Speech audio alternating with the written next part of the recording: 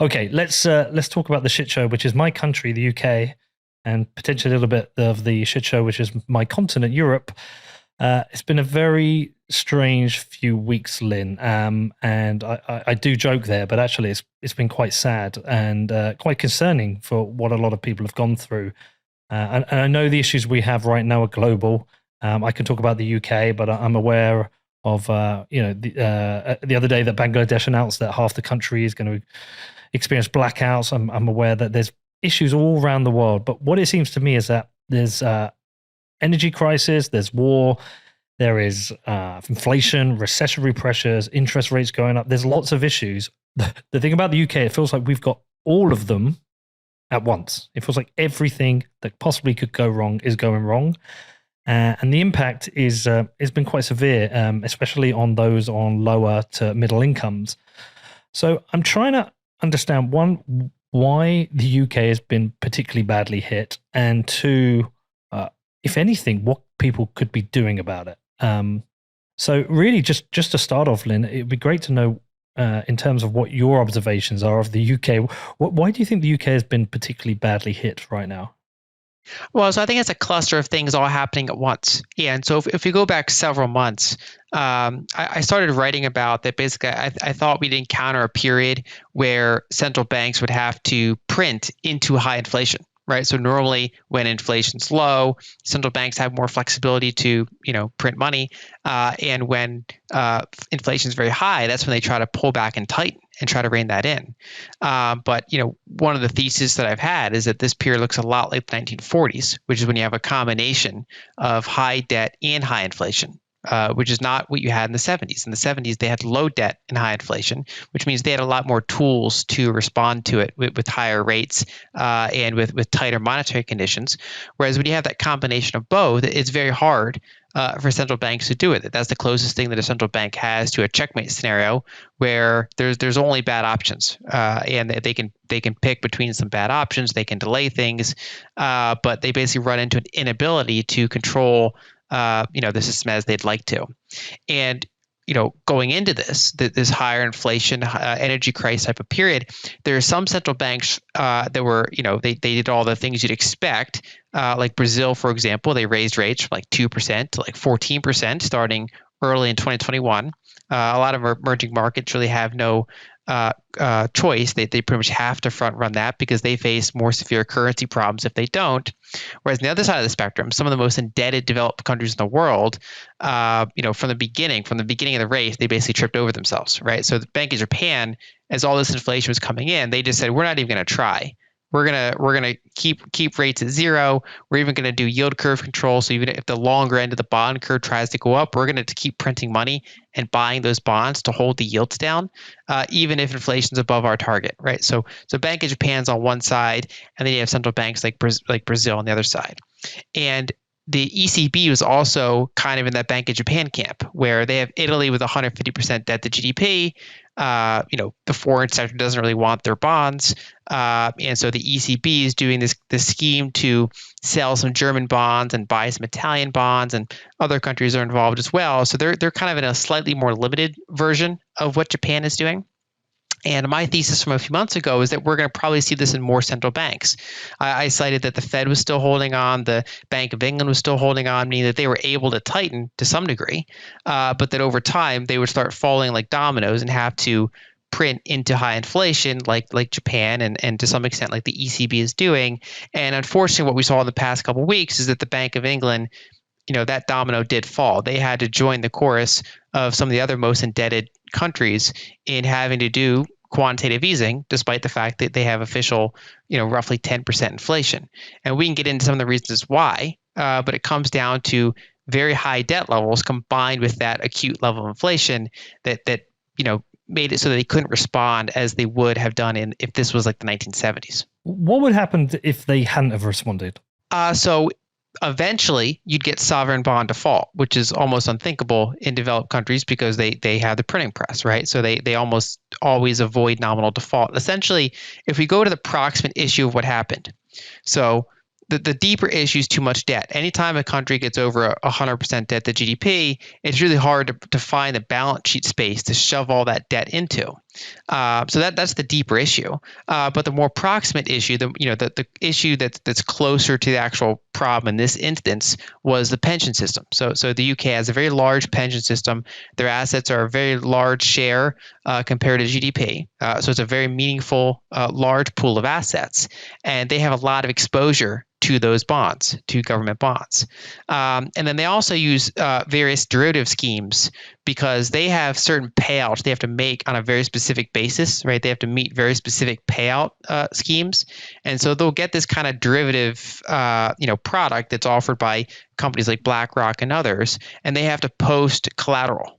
And so they're essentially in some ways leveraged. And there are experts on that specific system that can go way more into detail than I can. But the core of the problem is that, as inflation was roaring and as the Bank of England was no longer buying its bonds, it actually wanted to sell bonds. It wanted to reduce its balance sheet. It wanted to try to tighten. And so the question becomes, who was buying the bonds? And the yields were way below the inflation level, and the Bank of England was no longer buying, and so you started to get an increase in yields, and this happened across developed markets. It happened in emerging markets. Everybody's yields are going up, and then the bank, basically the new government there announced unfunded tax cuts. They said, okay, here's our fiscal budget. We're going to cut taxes. And we're not going to replace that with spending cuts. We're just going to, it's basically going to be a bigger deficit. And this is at a time where there's already deficits. There's high inflation. There's, the central bank's not buying the bonds. And so the bond market had a freak out. They said, wait a second, this is going to be inflationary. This is going to be the supply of these sovereign bonds is going to increase. Who's going to buy them all? And so there started to be kind of a rapid selling pressure on those bonds. And when you have a leveraged system like you have in the UK pension system, when the value of your collateral goes down, when yields go up, it means the bond price is going down. And if you hold all the way to maturity, it doesn't matter too much. I mean, inflation above yields still matters. But if you're posting them as collateral and you need to maintain certain ratios, if that value of the collateral goes down, you might get liquidated. You might have to sell those bonds and basically, settle that leverage. And then the problem is if everybody's using the same collateral and is involved in the same type of scheme, then once one party has to sell, that further worsens the price because now you're a forced seller. That's why, for example, in the Bitcoin market, some of those price drops can be dramatic because you get a lot of people that have to sell at the same time. And you kind of had a slightly less extreme version of the bond market, but it's more severe when it happens to the bond market because this is supposed to be one of the safer types of investments. And so you had forced selling, which made the price worse, and therefore more funds had to do forced selling, which makes the price worse, and it creates a vicious cycle that feeds on itself. And there's no other balance sheet that's kind of ready to jump in and absorb all this. And so if it was left unchecked, you could have had yields just keep spiking, then you can get outright kind of mass liquidations and a literal default. And so that's where Bank of England steps in and says, look, they literally had a speech planned the next day for how they were going to reduce their balance sheet. They had to scrap that, and they had to go from planning to reduce their balance sheet to increase their balance sheet, doing QE, buying bonds. And they plan on doing it for 2 weeks.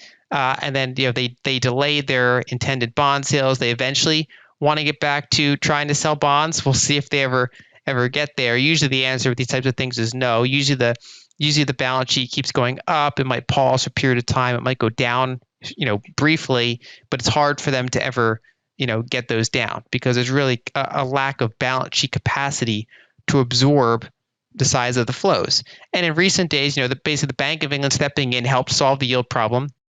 So it stopped that kind of vicious cycle of forced selling. We also saw that the government kind of walked back some of their fiscal plans to try to restore some degree of confidence in the market. And so the emergency is kind of on ice for now. But we still have a situation where the Bank of England is doing QE during 10% inflation, which is, that's kind of banana republic type of, stuff. But that's what we get in a toxic combination of high debt and high inflation. But how does that end then? Because if you shouldn't be doing that, if you shouldn't be QEing during a time of high inflation, is this kind of like the early stages of Weimar? It just becomes a vicious cycle that will get even higher inflation and exactly the same will happen. So it can be Weimar-like if you specifically have acute energy shortages, right? That's why the situation in Europe is so dangerous, right? So, I don't. Hyperinflation's not been a key part of my expectation, at least in any sort of investable time horizon, right? So when you look out long enough, all fiat currencies have historically failed. Um, but in any sort of like 3 to 5 year time horizon, I've not had hyperinflation as any of my calls on developed market currencies. What about instead of hyperinflation, just high inflation? Yeah, this contributes to high inflation because basically you have a loosening of financial conditions into inflation that's already hot. Now, the bigger factor is going to be what the budget deficit is. That's what's actually adding to money supply along with bank lending. But if the interest rates are not suitable compared to inflation, it means the foreign sector doesn't really want to hold that currency. And then two, if the bank's doing QE to hold yields low, that's contributing to the foreign market not want to buy that currency. We saw that in Japan, for example. Now they have a much less severe energy crisis, and so they have lower inflation but it's still above their target.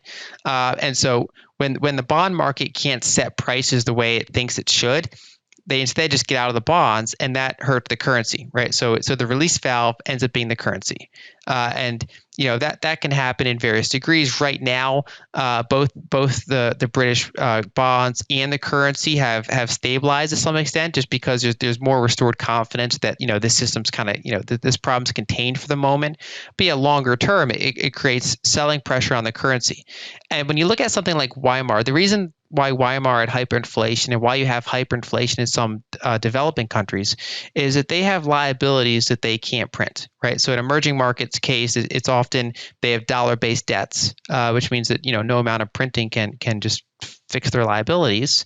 They can't, in other words, they can't dilute their liabilities with inflation, and so they actually face risk of default, which can destroy the value of the currency, and then. If you look at Weimar, they had war reparations. They owed, reparations in gold. They, their industrial base was damaged by the war, so they had serious supply, constraints. And we're seeing a mini version of that in Europe today, unfortunately, where there's an acute energy shortage. It's kind of like an emerging market that has liabilities that it can't just print. And so that's why we're seeing unusually high inflation in Europe, even compared to some other trouble spots like Japan or the United States and other countries like that, because it's that specific energy shortage that is worse there for reasons we all know.